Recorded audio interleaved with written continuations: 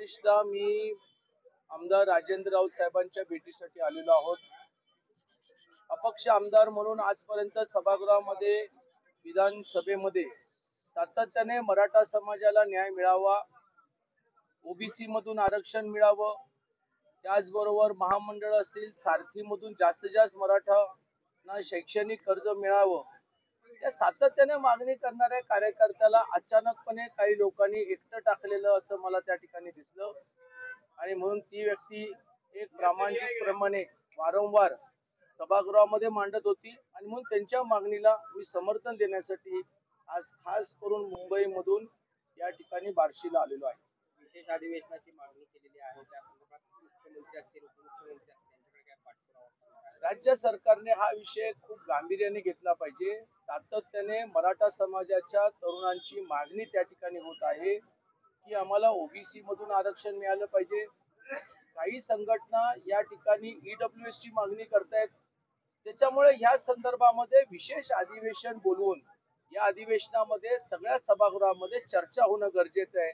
मुख्यमंत्र्यांना विनंती आहे, उद्या गणपती विसर्जन झाल्यानंतर आपण ताबडतोब त्या ठिकाणी एक विशेष अधिवेशन एक दिवसाचं बोलण्यात यावं. साहेब, आपण आंदोलनाला जाहीर पाठिंबा देखील दिलेला आहे, काय सांगाल? खरी गोष्ट आहे, राजेंद्र राऊत साहेबांना जाहीर पाठिंबा देण्यासाठी यासाठी मी इथे आलेलो आहे. एक स्वर्गीय आमदार अण्णासाहेबांच्या चळवळीमध्ये त्यांनी काम केलेलं आहे. 1980च्या दशकामध्ये ज्या वेळेला वडील आले होते त्या काळात तरुण पिढीमध्ये त्यांनी पाहिलेलं आहे. मराठा महासंघाचे पदाधिकारी म्हणून काम केलेलं आहे. राजकारणामध्ये जरी ते अपक्ष आले, मी जर एका वेगळ्या पक्षाचा असलो तरी मराठा महासंघाच्या प्रत्येक कार्यकर्ता, प्रत्येक मावळा हा अण्णासाहेब पाटलांच्या विचाराशी जोडलेला आहे आणि म्हणून मी त्यासाठीच त्यांना भेटायला. अण्णासाहेबांच्या काळापासून भाऊ कार्यरत आहेत. दरम्यानच्या काळात जरांगे पाटलांची देखील भेट घेतलेली आहे मागण्या पूर्ण होण्यासाठी. मात्र आता कुठंतरी राजकीयाला वळण येते आणि राजाभाऊंच्या विरोधात राज्यभरात आंदोलन होत आहेत, काय सांगाल? एकदम चुकीचं आहे. म्हणजे मी ज्या वेळेला टीव्ही मध्ये बातमी बघायचो त्यावेळेला मलाही प्रश्न पडायचा. राऊत साहेबांचं मी फोन करायचो, ते म्हणायचे की नाही नरेंद्र, माझी भेट ही मराठा समाजाला न्याय मिळवून देण्यासाठी आहे, माझी ही तीच कळकळ आहे. आणि मन मोकळेपणे करून ते भेटत होते आणि मला सांगत होते. अचानकपणे राऊतांच्या बद्दल काही मूडभर असणाऱ्या लोकांनी चुकीचा संदेश लोकांपर्यंत पोहोचवला आणि ते मराठा द्वेषी आहेत का, ते आंदोलनाचे द्वेषी आहेत का, अशा प्रकारचं एक चित्र निर्माण करण्याचा प्रयत्न केला.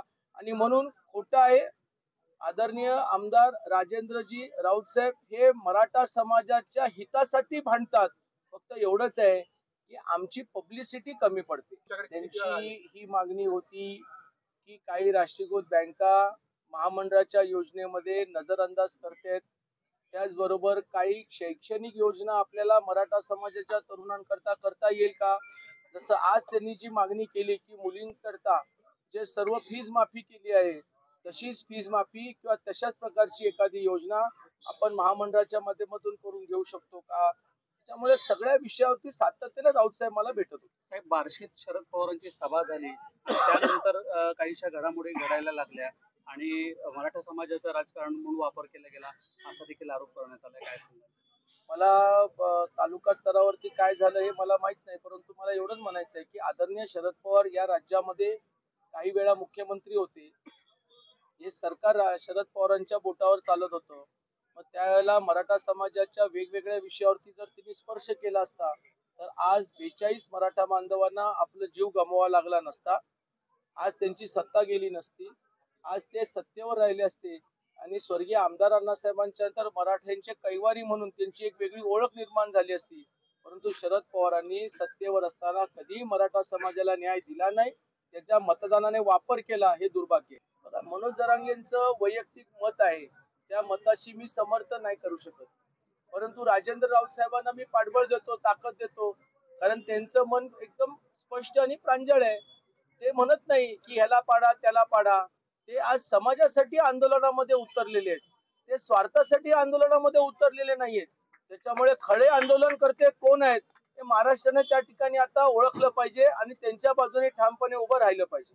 आमदार राऊत साहेबांच्या भूमिकेबाबत संशय आहे, मनोज जरांगे पाटलांच्या भूमिकेवर संशय आहे का? मला माहित नाहीये, कारण माझा त्यांचा मधल्या काळामध्ये आता संपर्क होत नाही. परंतु ज्या पद्धतीनं मराठा समाजाला पहिल्या टप्प्यामध्ये आरक्षण दिलं 12-13%, महामंडळ दिलं, सारथी दिलं, ज्यांनी दिलं त्यांच्या विरोधामध्ये आपण भाष्य करता, याचा अर्थ स्पष्ट होतो कुठेतरी राजकारणाशी आणि या आंदोलनकर्त्यांनी जोड आता झालेली आहे. मी तर एकच सांगेल की प्रत्येक आमदारांनी राजेंद्र राऊतांच्याकडनं समजून घ्यावं आणि आंदोलनाची तयारी दाखवावी आणि या राज्य सरकारच्या राज्यकर्त्यांना विशेष अधिवेशन घेण्याकरिता भाग पाडावं. आमदार राऊत यांच्या विरोधात जे आंदोलन करते त्यांना आपण काय सांगाल? मराठा म्हणून ते आता कधीतरी ते माझ्या विरोधात पण त्यांनी केलेलं आहे. सोलापूरमध्ये आम्ही ज्यावेळेला मोर्चा काढला त्यावेळेला ते आमच्या विरोधामध्ये होते. त्याच्यामुळे त्यांना बेस्ट ऑफ लक म्हणेल.